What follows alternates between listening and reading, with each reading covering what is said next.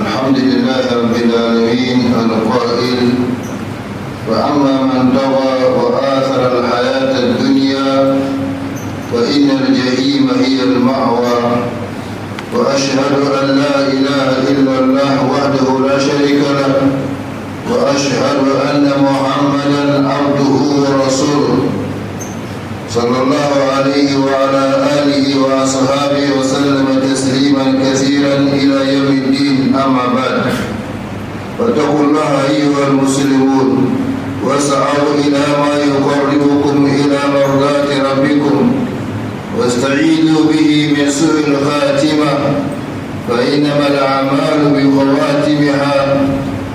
أيها الناس، لقد تحدثنا في الخطبتين الماضيتين عن علامات وأسباب حسن الخاتمة، واليوم نتحدث بإذن الله عن علامات وأسباب سوء الخاتمة أعاذنا الله منها.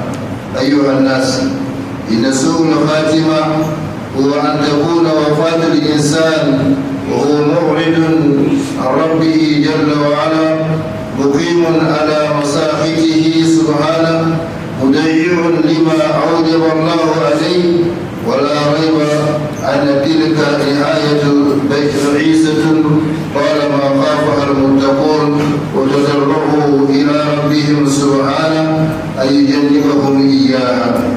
وقد يظهر على بعض المتحذرين علامات أو أحوال تدل على سوء الخاتمة، مثل نقول عن نطق الشهادة شهادة أن لا إله إلا الله ورفض ذلك، ومثل التحدث في سياق الموت بالسيئات والمحرمات وإظهار التعلق بها ونحو ذلك من الأقوال والأفعال التي تدل على الإعراض عن دين الله تعالى وتضرعه لنزول قضائه.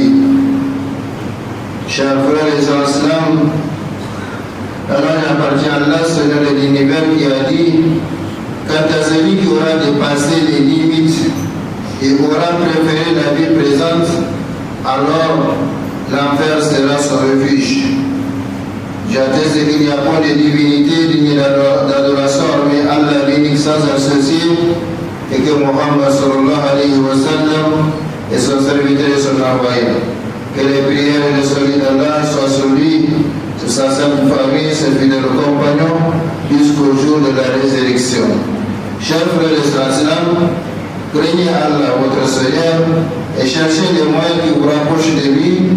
Réfugiez-vous auprès de lui contre la mauvaise fin, car les œuvres ne valent que par leur fin.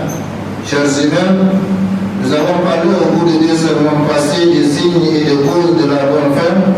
Aujourd'hui, nous parlerons, Inch'Allah, des signes et des causes de la mauvaise fin. Allah subhanahu wa ta'ala nous en préserve. La mauvaise fin, chers frères et sœurs islam, consiste à ce que la mort se présente à l'homme alors qu'il s'est détourné de son Seigneur le Très-Haut, plongé dans la désobéissance aux ordres d'Allah et manquant aux obligations prescrites. Telle est sans doute la misérable et odieuse fin, tant redoutée par les pieux, au point qu'ils demandaient avec humilité à Allah de les épargner. Il y a aussi des signes précurseurs qui annoncent la mauvaise fin d'un serviteur et qui peuvent apparaître pour l'entourage du moribond. Parmi ces signes, il y a surtout l'incapacité, voire le refus de prononcer les témoignages de voir la ilaha illallah, ou le fait de raconter ces mauvais actes au moment de la mort. Il serait peut-être plus illustrant de citer ici des exemples de mauvaises fins rapportés par les savants prédécesseurs. Premier exemple, Ibn Qayyim, qu'Allah lui fasse miséricorde, raconte qu'on a recommandé à un homme agonisant de dire la ilaha illallah. Il répondit: à quoi me sert-il de dire la ilaha illallah, puisque je ne reconnais pas avoir prié une seule fois pour Allah. Et il mourit ainsi sans pouvoir dire la ilaha illallah. Deuxième exemple, Al-Hafidh ibn Rajab, qu'Allah lui fasse miséricorde, rapporte que Abdulaziz bin Abi Wa'ad a dit: j'ai assisté à l'agonie d'un homme à qui on recommandait de dire la ilaha illallah. mais il refusait de la prononcer et dit finalement avant de rendre l'âme qu'il était mécréant. Je me suis alors renseigné à son sujet et on me fit savoir que c'était un ivrogne. Craignez donc le péché, car ce sont eux qui ont conduit cet homme à cet état, ajouta Abdelaziz. Troisième exemple. Al-Hafiz al-Zahabi, qu'Allah lui fasse miséricorde, raconte qu'un homme avait l'habitude de tenir compagnie à un buveur d'alcool. Quand il fut dans l'agonie de la mort, un homme lui recommanda de dire La ilaha illallah. Il lui répondit bois et fais-moi boire, bois et fais-moi boire, puis il rendit l'âme. Quatrième exemple. Ibn Qayyim, toujours qu'Allah lui fasse miséricorde, raconte qu'un homme connu pour son amour de la musique fut dans l'agonie de la mort. On lui dicta alors la profession de fois La ilaha illallah, et il s'est mis à répéter des chansons, jusqu'à rendre l'âme. Cinquième exemple, Ibn Qayyim toujours, qu'Allah lui fasse miséricorde, raconte qu'un commerçant lui dit qu'il avait assisté à la mort d'un de ses proches parents. Les gens lui dictèrent alors la profession de foi La ilaha illallah, mais il s'est mis à dire cette marchandise est moins chère, ce client est bon, ceci, cela, jusqu'à son dernier souffle. Allah nous protège. Amin ya Rabbal Alamin. Ibn Qayyim, qu'Allah lui fasse miséricorde, dit en commentant certains des récits cités si haut, purité Allah. Combien de fois les gens ont-ils assisté à ce genre de mauvaises fins? Et très certainement, ce qui les caché est encore plus grand et plus horrible.